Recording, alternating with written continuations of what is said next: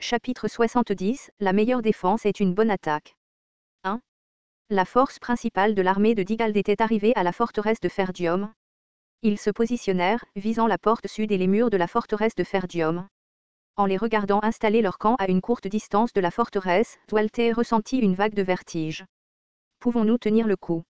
En entendre parler était une chose, mais le voir en personne était un sentiment complètement différent. Voir les rangées de tentes et les troupes s'étendre rendit son cœur encore plus lourd. Non, je dois le faire. Je dois les retenir, quoi qu'il arrive. Ils devaient non seulement se protéger, mais aussi les habitants du domaine. Alors que Dwalter se préparait à nouveau, les soldats et les chevaliers postés le long des murs déglutirent difficilement, tremblant légèrement. Comment sommes-nous censés arrêter cela? Nous sommes finis. Les portes seront brisées en un rien de temps. Ils pourraient simplement se précipiter et nous serions tout massacrés. À ce moment, aucune expérience du front nord, aucune camaraderie, aucune loyauté construite au fil des ans ne pouvait être d'aucune utilité.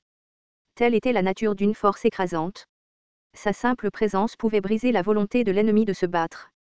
Tout le monde se tenait là, tendu, observant l'ennemi, incertain de ce qu'il fallait faire ensuite. Les forces de Digald n'attaquèrent pas immédiatement.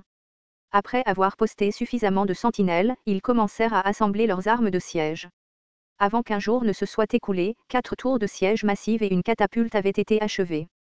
Les soldats de Ferdium étaient engloutis dans une terreur indescriptible à la vue de leurs formes imposantes. C'est une tour de siège. Je n'en ai jamais vu auparavant. Il les amène ici. Contre ces murs fragiles. Il savait ce qu'était une tour de siège, mais c'était la première fois qu'il en voyait une en personne. Voyant le malaise des soldats, l'expression de Dwalter s'assombrit. C'est terrible. Ils ont peur avant même que la bataille n'ait commencé. La simple vue de ces tours de siège massives suffisait à saper la volonté des forces de Ferdium. En contraste frappant, Tammoz arborait un sourire très satisfait. Il était donc vrai que le comte de Ferdium ne se souciait que de la forteresse du Nord. Elle est dans un état encore pire que la nôtre, n'est-ce pas? Bien que Victor lui ait dit de ne pas s'inquiéter, le cœur des gens ne suit pas toujours leurs ordres. Tammoz, naturellement timide, espérait que la guerre ne s'éterniserait pas. Étant donné l'énorme différence de force des troupes, il préférait les écraser en une seule attaque rapide.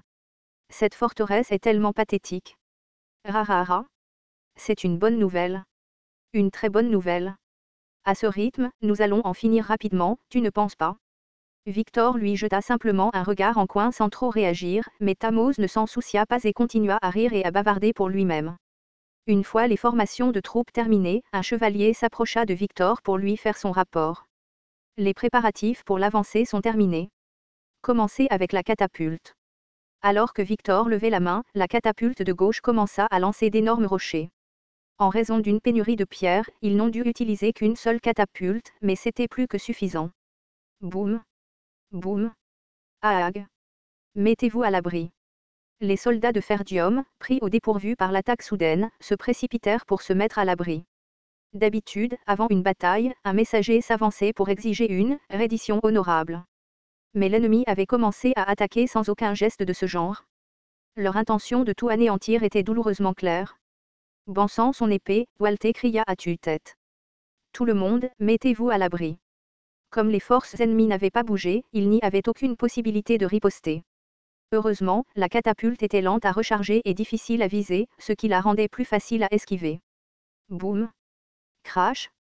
Alors qu'il regardait des sections du mur commencer à s'effondrer, Dwalter se mordit la lèvre. Si seulement nous avions une catapulte, nous pourrions riposter. L'ennemi semblait certain qu'il n'y avait pas de catapulte ici, ne montrant aucun signe de préparation pour une. Ces traîtres ont dû le leur dire. Boum. Crash. Puis, les attaques de catapultes cessèrent soudainement, leurs munitions en pierre étaient épuisées. Pourtant, même ce bref assaut avait laissé les murs de Ferdium presque détruits. En voyant la dévastation, Victor sourit en levant un coin de sa bouche. Un bon début. Les décombres s'accumulaient si haut qu'il semblait qu'il pouvait les escalader sans échelle. Alors que Victor levait la main, les soldats commencèrent enfin à avancer. Boum. Boum. Boum. Boum. Accompagnés par le martèlement d'énormes tambours de guerre, les forces de Digald se déplaçaient en parfaite synchronisation. Préparez-vous. L'ennemi avance. Au cri de Dwalter, les soldats commencèrent à trembler alors qu'ils se préparaient au combat. La vue des soldats qui approchaient en formation apportait à elle seule une pression immense. Et pour couronner le tout, leur nombre était écrasant. Tout va bien. Nous pouvons les retenir. Nous allons nous battre en utilisant les murs à notre avantage. Zwalte criait sans arrêt, ralliant les soldats. Bien que leurs mains tremblaient tellement qu'ils pouvaient à peine saisir leurs armes, ils réussirent d'une manière ou d'une autre à se calmer en réponse aux cris de ralliement de leur seigneur. Boum! Boum! Boum! La force centrale de l'ennemi s'arrêta à une certaine distance. Au lieu de cela, 2 tours de siège de chaque côté commencèrent à avancer. Alors que les tours de siège approchaient, Zwalte cria. Au feu! Whoosh! D'innombrables flèches enflammées volèrent vers les tours de siège, s'enfonçant dans le bois. Cependant, les tours, recouvertes de cuir et imbibées d'eau, ne prenaient pas feu facilement. Pour brûler quelque chose d'aussi massif, il leur faudrait arroser toute la tour d'huile, et Ferdium n'avait pas autant d'huile à revendre. De plus, l'ennemi n'allait pas simplement regarder les attaques de Ferdium sans riposter. Chut! Les archers, protégés par des porteurs de boucliers, avancèrent, et bientôt, une volée écrasante de flèches vola vers le mur. Aag! Descendez! Restez près du mur et ripostez. Quelques soldats furent touchés par les flèches et s'effondrèrent. Les soldats restants firent de leur mieux pour se baisser et riposter. Mais avec une telle disparité en nombre, tout ce qu'ils purent faire fut une faible tentative de les retenir avec quelques flèches. Pendant ce temps, les tours de siège atteignirent le mur, chacune étant attachée à un côté. Boum! Boum! Des ponts-levis descendirent des tours, se joignant au mur, et une horde d'ennemis commença à en sortir comme des fous. Retenez-les! Rendalf, allez de l'autre côté. Zwalte et Rendalf se séparèrent et commencèrent à diriger les soldats sur les remparts, se battant au fur et à mesure. Ouah! Clang! Clang! Clang! Une escarmouche chaotique éclata au sommet des remparts étroits, où il était difficile de manier correctement une épée. Tenez la ligne. Zwalte et Rendalf réussirent d'une manière ou d'une autre à trouver des ouvertures, abattant les ennemis au fur et à mesure de leur progression. Malgré leurs désavantages, ils dirigèrent les soldats avec une coordination parfaite. Leur force individuelle était redoutable, et même si le camp de Digald continuait à envoyer des renforts, ils réussirent à tenir les remparts sans perdre de terrain. En observant cela de loin, les yeux de Victor brillèrent d'intérêt. Ils sont impressionnants. Un tel talent serait gâché, pourrissant ici. Debout à côté de lui, Tamose s'impatienta et l'encouragea. Pourquoi ne pas simplement diriger les chevaliers et détruire la porte?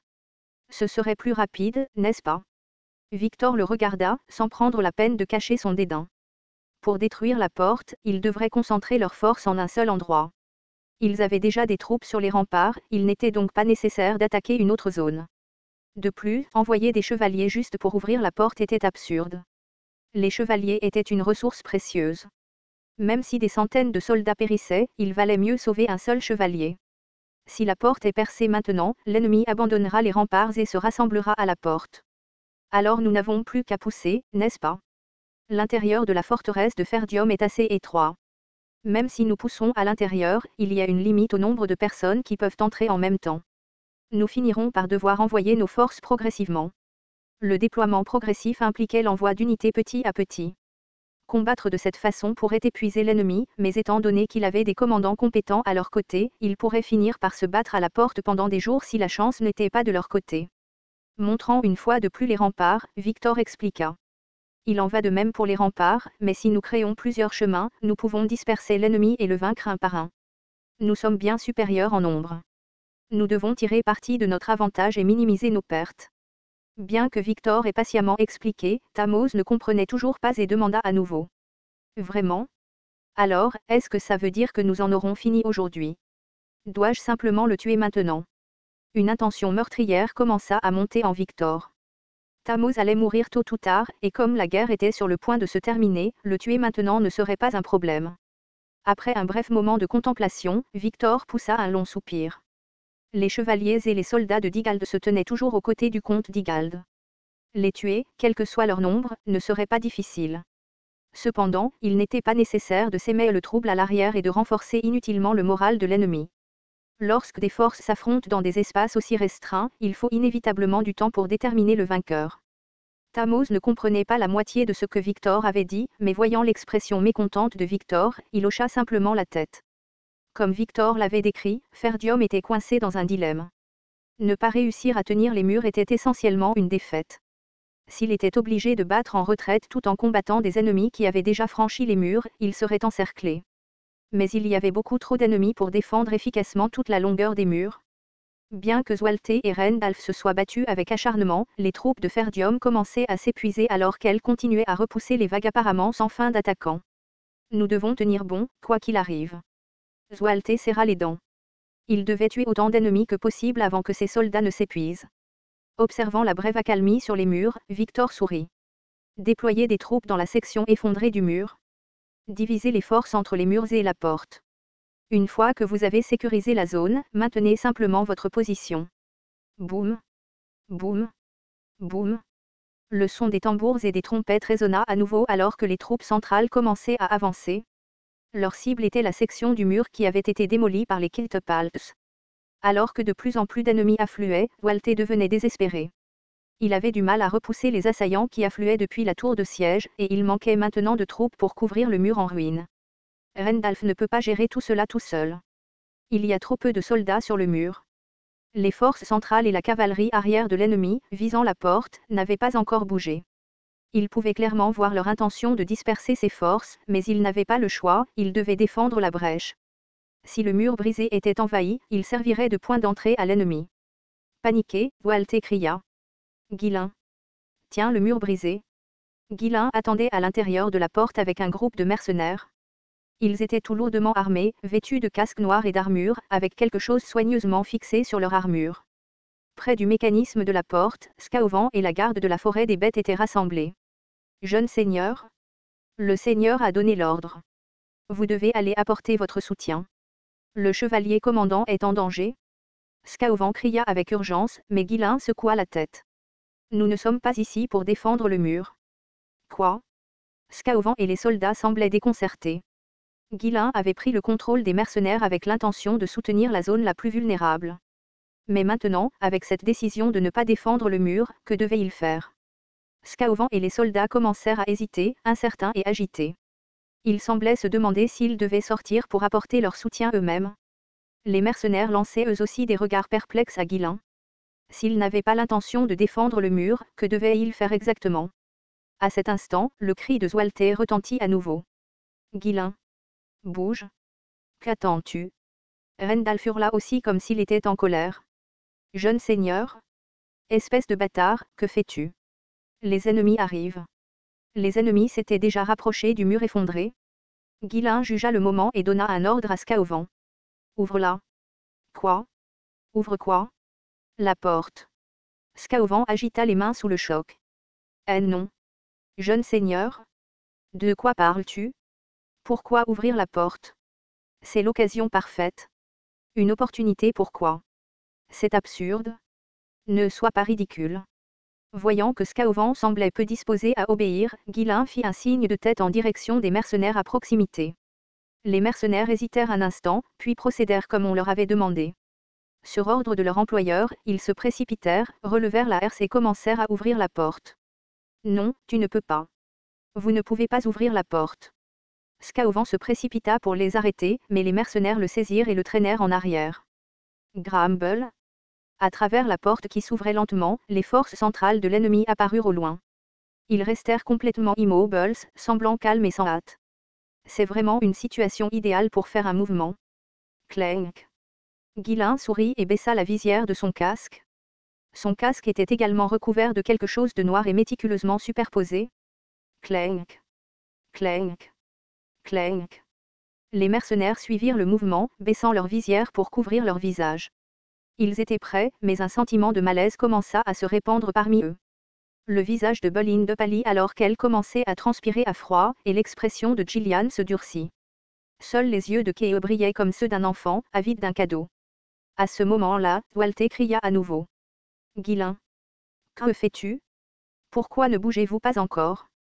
Il repoussa les assaillants, baissa rapidement les yeux vers la porte, puis bégaya, incrédule.